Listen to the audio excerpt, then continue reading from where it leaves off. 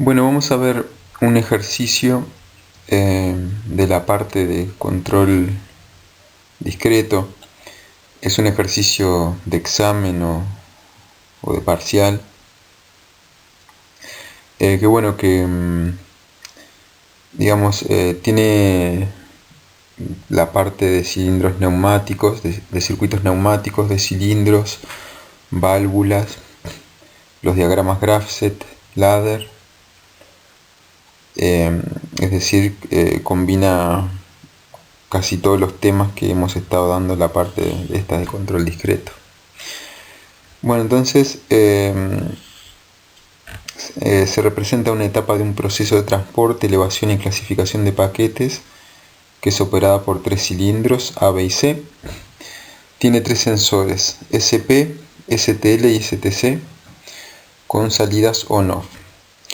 El sensor SP detecta la presencia de un paquete, el STL detecta paquetes largos y el STC los paquetes cortos. Bien, es decir, SP sería sensor de paquete, STL sería sensor tamaño largo y STC, no, es una especie de nomenclatura. Bien, el sistema opera así: cada paquete que llega se descarga por gravedad, si baja por esa cinta, a una bandeja ubicada sobre el cilindro vertical A. Es el cilindro que está más abajo. Al detectarse la presencia, el cilindro A realiza la elevación del paquete hasta el nivel en que se ubican los cilindros horizontales B y C perpendiculares entre sí.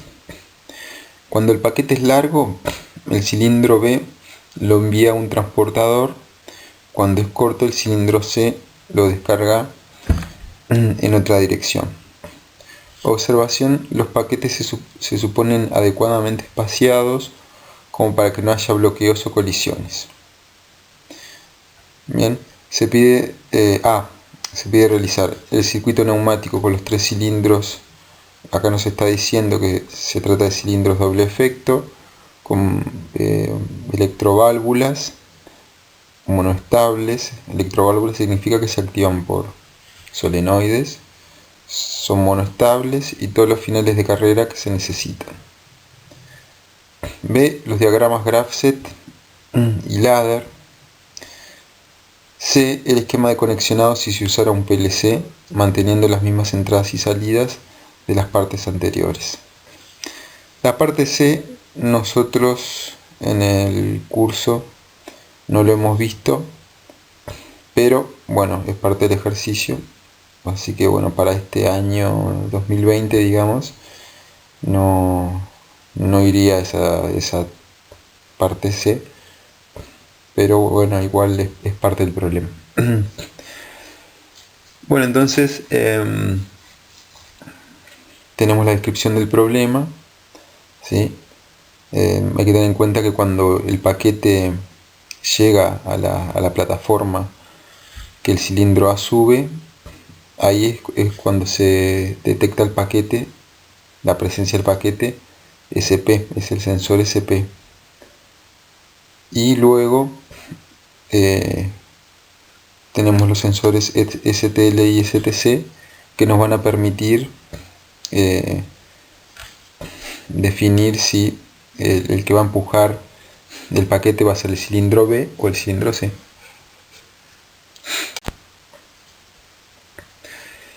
Bueno, la parte 1 nos pide la parte, digamos, de circuito neumático con el esquema de los cilindros, las válvulas, los finales de carrera. Bueno, nos decía que es un actuador de doble efecto, es decir, tiene dos entradas, una para extenderse y otra para contraerse. Y la válvula que está indicada ahí es justamente lo que hace cuando se activa, ¿sí? Deja que la presión del aire entre por el lado que se extiende, y cuando se desenergiza el solenoide, la válvula vuelve a su posición estable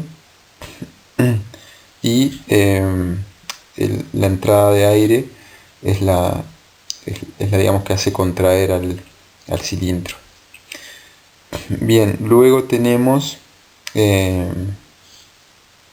los finales de carrera, que en este caso serían A1 y A2. A1 indica de que el cilindro está completamente contraído y el A2 que está completamente extendido. Para los cilindros B y C el esquema es el mismo, solamente que los finales de carrera son B1, B2, C1, C2 y los solenoides SB y SC. Esa sería la primera parte. Luego nos pide el diagrama Graph-Set. Bien, entonces en el Graph-Set habíamos visto que la primera etapa se identifica con 0 y se representa por dos cuadrados concéntricos. Bueno, entonces en la etapa 0 sería cuando está todo en reposo y está esperando para actuar, ¿sí? Entonces, ¿qué es lo que se tiene que dar para que pase de la etapa 0 a la 1? Bueno, esa especie de base o plataforma tiene que censar algún paquete y lo hace a través del sensor SP. Y otra de las condiciones que se tiene que dar es que los finales de carrera A1, B1 y C1 estén activados. ¿Qué quiere decir? Que ninguno de los cilindros ha empezado a extenderse. Este es un diagrama Graph-Set de nivel 2 que habíamos visto, ¿verdad? Porque, digamos, en lo que es la descripción del diagrama, la nomenclatura que se indica es técnica, ¿está? Relacionada con el equipamiento que se utiliza para la implementación de este sistema. El nivel 1 era cuando era más del tipo descripción hablada, ¿eh? Bueno, entonces en la etapa 1 lo que va a pasar es que el cilindro A va a empezar a extenderse. Hay que recordar que en la etapa al lado tiene que tener la descripción de qué es lo que sucede en esa etapa. En este caso, la extensión del cilindro A. Y entre paréntesis pone que el solenoide A está activado. Bueno, una vez que termina de extenderse, termina de extenderse el cilindro A, van a pasar dos cosas: si estaba activado el sensor STL o si está activado el sensor STC, que significa que o el paquete era largo o el paquete era corto. Entonces vemos ahí que del 1 tenemos dos posibles caminos que llevan a dos etapas distintas. Entonces, ¿cuál es, digamos, la transición? Hay que recordar que las señales, digamos, que cambian de una etapa a otra se les denomina transición. Entonces, la condición que se tiene que dar para que pase de la 1 a la 2 es que el cilindro A se haya extendido, que eso significa que el sensor A2, el final de carrera 2, está activado, 1, y que el sensor de tamaños largos también está activado. Ahí lo identifica con un punto que es un por, ¿verdad? Es un AND de las dos. Se tienen que dar las dos. En ese caso pasó al estado B. Perdón, al estado 2. Que el estado 2 lo que va a hacer es que expandir el cilindro B. Para el caso de que el sensor que se active es STC, bueno, lo que va a pasar es lo mismo, pero con el cilindro C. Bueno, sigo en la etapa 2. ¿Cómo pasamos de etapa? ¿Cómo sigue esta secuencia? Bueno, el cilindro B tiene que estar completamente extendido, presionando así el final de carrera B2. Bien. Bueno, entonces, ¿qué es lo que pasa cuando se extiende totalmente el cilindro B? Significa que el paquete fue empujado hacia la cinta transportadora correspondiente, es decir que el paquete ya fue clasificado. Entonces, ¿qué es lo que tiene que hacer esta secuencia? Bueno, el cilindro B tiene que volver a su posición inicial y lo mismo para el cilindro A, ¿sí? Y lo pueden hacer perfectamente al mismo tiempo. ¿Sí? No hay un impedimento, digamos, para que uno tenga que ser primero que el otro. Así que ahí se hace de forma simultánea. Recuerden que la doble raya significa que las etapas que están hacia abajo se inician simultáneamente, ¿sí? Eso se denomina divergencia. Entonces la etapa 4 y la 5, la 4 lo que hace es contraerse el cilindro B a través de que el solenoide B se desenergiza, y lo mismo con el cilindro A, desenergizándose el solenoide A. ¿Tá? Hay que tener en cuenta que todas las divergencias siempre tienen que terminar en una convergencia, ¿tá? Y en este caso es así. Luego de que sucede eso, me vuelvo al estado 0 a esperar de que venga otro paquete activando el sensor SP. Bueno, lo mismo para la rama del cilindro C, ¿verdad? Es decir, cuando el cilindro C empuja el paquete, se va a activar el final de carrera C2, y eso va a dar paso a la contracción del cilindro A y el cilindro C, y luego volviendo a la misma situación de espera de un nuevo paquete.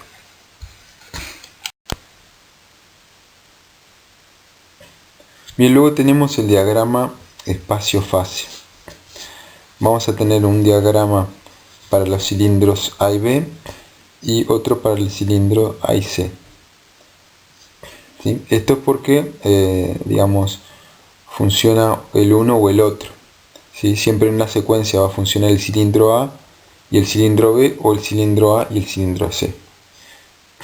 Entonces, las señales de inicio son los sensores SP y los finales de carrera, que se indican de la manera que se ve en la gráfica. ¿Sí? ¿Eso qué es lo que hace? Que se extienda el cilindro A. Una vez que el cilindro A está extendido, el final de carrera A2 va a hacer que el cilindro B se extienda, siempre y cuando tengamos el sensor STL activado. ¿Sí? Ahí tenemos un AND de las señales. ¿Sí? Hay que recordar la nomenclatura, cómo se refleja el AND de las señales en este tipo de diagramas. Luego tenemos la extensión del cilindro B, que cuando llega al final de carrera, a presionar el final de carrera B2, es decir, el cilindro B se extiende totalmente, y en ese instante, ¿ah?, el final de carrera B2 va a hacer dos cosas. Una, que el cilindro A se contraiga, y que el cilindro B se contraiga. Entonces ahí tenemos las líneas, digamos, que indican que en ese instante, debido a la acción del sensor B2, pasa dos cosas. Una, la línea que va desde ese punto hasta la gráfica espacio-fase de A, indicando que lo que provoca la caída de A es el sensor B2, y lo que esa especie de triangulito que hay arriba es simplemente una flecha que vuelve en sí misma, digamos. Es decir, que lo que provoca la contracción del cilindro B es el mismo sensor B2. ¿Sí? Bueno, una vez que están contraídos, se van a activar las señales A1 y B1, que son los finales de carrera, y bueno, y así comenzar la secuencia de vuelta. Para el caso de la secuencia con A y C, con cilindros A y cilindro C es exactamente igual, solamente que los que intervienen son los sensores STC y C2.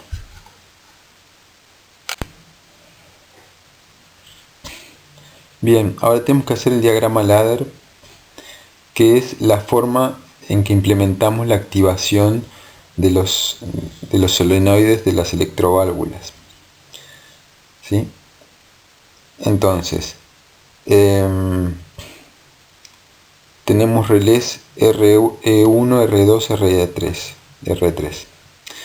¿Tá? Entonces cada uno de esos relés va a identificar una etapa de este proceso. ¿Sí? ¿Qué es lo que, y bueno, y después abajo está, digamos, la activación de los solenoides. ¿Sí? Acá están identificadas las bobinas como esos círculos. Bueno, nosotros habíamos visto que para el caso de los solenoides tenemos otra nomenclatura. Pero bueno, es la misma idea. Así que el relé RE1 lo que va a hacer es activarme el cilindro A. Entonces, ¿cuáles son las condiciones para que se active el cilindro A? O mejor dicho, el relé RE1. Bien, primero que nada dijimos que las condiciones que se tenían que dar es que todos los cilindros tenían que estar contraídos, o sea, los finales de carrera A1, B1 y C1 tienen que estar activados, y lo que desencadena, digamos, el movimiento va a ser el sensor SP. Luego tenemos en esa rama unos contactos normales cerrados de B2 y C2.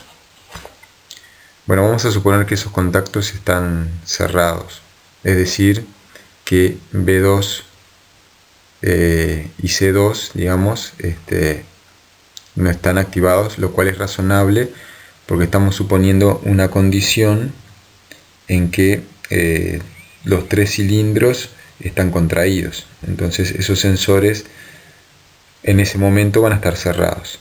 Bien, y luego tengo una rama de automantenimiento del RE1, ¿sí? Que en general siempre se utiliza para este tipo de circuitos ladder. Bien, ¿por qué los contactos A1, B1, S1 y SP están en paralelo con el contacto de automantenimiento del RE1? Bueno, porque, digamos, una vez que el RE1 se active y haga mover al cilindro A, algunas de las condiciones que están adentro, que están en ese paralelo, ya sea la 1, B1 y C1, no se van a cumplir, ¿tá? Y yo necesito tener activado mi solenoide A para poder tener activado el cilindro A. Entonces, el A1, B1, C1 y SP son condiciones iniciales, ¿sí?, de activación, que luego en el correr del proceso se van a ir desactivando, pero en principio no me importa porque yo ya activé al relé que quería activar y con el automantenimiento lo tengo activado, ¿sí? Hasta que, bueno, el circuito se desarma y ahí necesito empezar de vuelta. Pero bueno, en principio en esta rama tenemos solucionado el tema de la activación del cilindro A, ¿tá? La condición es todos los cilindros contraídos y el sensor SP activado.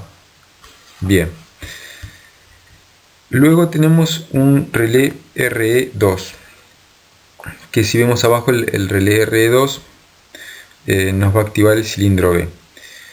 ¿Qué se tiene que dar para que se active el cilindro B? Bueno, primero que nada tiene que pasar que el sensor STL se active, ¿sí? Bien, y además se tiene que dar que el cilindro A esté completamente extendido, ¿sí? Así este cilindro B, digamos, puede empujar la pieza. Si yo no me aseguro de que el cilindro A está completamente extendido, entonces el cilindro A podría haber quedado en una posición intermedia y no va a funcionar bien el empuje de la pieza. Por eso tengo ese contacto. Y luego, digamos, tengo un contacto normal cerrado de B2, que quiere decir que el cilindro B2 no está completamente extendido, lo cual es razonable, es decir, se va a cumplir en esta etapa porque al principio el cilindro B estaba contraído, ¿sí? Es más, es una de las condiciones que yo puse en la primera rama. Entonces, bueno, acá se van a dar las dos cosas para que se active el RE2, que el STL esté activado y que el final de carrera A2 también esté activado. Bien, el STL está dentro de la rama de automantenimiento, ¿sí? Bueno, eso quiere decir, digamos, es porque está ahí adentro. Porque bueno, porque a medida que el cilindro B empieza a moverse, ¿sí?, gracias a la activación de este relé, el sensor, digamos, puede dejar de censar el paquete y bueno, entonces no lo puedo tomar como una señal permanente, lo tomo como una señal transitoria. Por eso lo pongo en paralelo con el contacto de automantenimiento. Pero como dije anteriormente, el que sí tiene que estar permanentemente es el contacto A2, el final de carrera 2, que el cilindro A2 está bien extendido. Así que, como regla, digamos, los contactos que tienen que estar permanentes están afuera del paralelo de automantenimiento, y los que son solo condiciones iniciales están dentro del paralelo del contacto de automantenimiento. El caso del RE3 es exactamente lo mismo, pero con los sensores STC y bueno, nos aseguramos de que C2 digamos no esté extendido. ¿Por qué se ponen? Bien, hasta ahí se termina el ladder, ¿sí? Luego lo que hago es repetir, digamos, un contacto de RE1, R2 y R3, asignándolo a las bobinas SA, SB y SC. Bueno, pero digamos, ¿para qué estaban los contactos normal cerrados? Por ejemplo, la rama 1 de B2 y C2, y en la rama R2 el contacto normal cerrado de B2, y en la rama del relé RE3 contacto normal cerrado de C2. Bueno, es para la desactivación de los circuitos, ¿verdad? Es decir, en el caso de que el paquete sea largo, que el cilindro que se va a mover es el B, ¿sí? Cuando el cilindro B termine de extenderse, se va a activar el final de carrera B2. Eso va a hacer que la rama de R2 se abra y el solenoide B se desenergice, y ahí va a volver a su posición inicial. Y a su vez también va a abrir la rama de el cilindro A, ¿sí? Recuerden que la desenergización del cilindro A y del cilindro B, y del cilindro A y del cilindro C, es simultánea. Entonces eso me lo aseguro con los contactos normal cerrados, B2 en el caso de RE2, C2 en el caso de R3, y en el caso de RE1 van los dos en serie, ¿sí? Porque cualquiera de los dos me va a hacer que el cilindro A vuelva a su posición. Bueno, con respecto a la última parte, simplemente lo que se hace es un diagrama de un PLC, ¿sí? Sería el diagrama de cableado del PLC, donde tenemos por un lado entradas, ¿sí? Lo que serían las entradas digitales del PLC, y por otro lado las salidas digitales, ¿sí? Las entradas serían la información de los contactos, ¿no? Que necesita el PLC para hacer la lógica. ¿Qué información tiene que entrar? Bueno, tiene que entrar el sensor STL, el STC y los finales de carrera. Falta también acá el SP, el sensor SP. ¿Sí? Es decir, toda la información que me viene de los contactos de todos los equipos que tengo en el sistema, ¿sí? Esos son lo que llamamos entradas digitales. Luego, bueno, esos contactos, digamos, normal abiertos que se indican ahí para cada sensor STL, STC, se supone que todos los finales de carrera o los sensores cuentan con contactos, ¿sí? Esos contactos, digamos, son libres de tensión o contactos secos, que lo que digamos, tienen dos bornes, son simplemente un contacto que se cierra y se abre, y la tensión, digamos, para polarizar las entradas digitales del PLC, ¿tá? Pasan por el contacto, y cuando el contacto cierra, eso es activar una entrada digital del PLC. En este caso tenemos, bueno, 8, pero bueno, habíamos dicho que faltaría SP, así que alguna más. Y bueno, eso con respecto a las entradas digitales. Con respecto a las salidas, bien, las salidas son contactos que el PLC cierra, son relecitos auxiliares internos que tiene el PLC, y lo que hace es básicamente cerrar contactos.